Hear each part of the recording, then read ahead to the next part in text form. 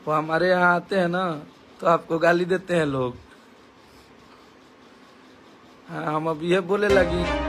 तो नमस्कार प्रणाम दोस्तों, आप लोगों को फिर से एक बार राडू भोजपुरिया भाई यूट्यूब चैनल में स्वागत है। दोस्तों, खेसारी लाल यादव जी के राइटर अखिलेश कश्यप ने पवन सिंह के फिल्म हर हर गंगे को लेकर के बोल दिया है बहुत ही बड़ी बात। जी हाँ दोस्तों, अखिलेश कश्यप जी क्या बोले हैं, आप लोग वीडियो को लास्ट तक देखते रहिए।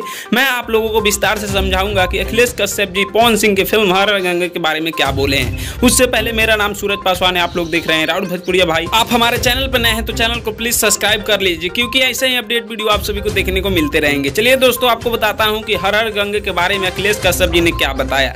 दोस्तों, ये भोजपुरी इंडस्ट्री का सबसे बेकार फिल्म है। और ये मैं क्यों ऐसा बोल रहा हूं, चलिए दोस्तों आप लोगों को बता दूं कि इस फिल्म में कोई रियल नहीं दिखाया गया है, कोई रियलिटी नहीं दिखाया गया है। इस फिल्म में सिर्फ और सिर्फ कॉपी किया गया है।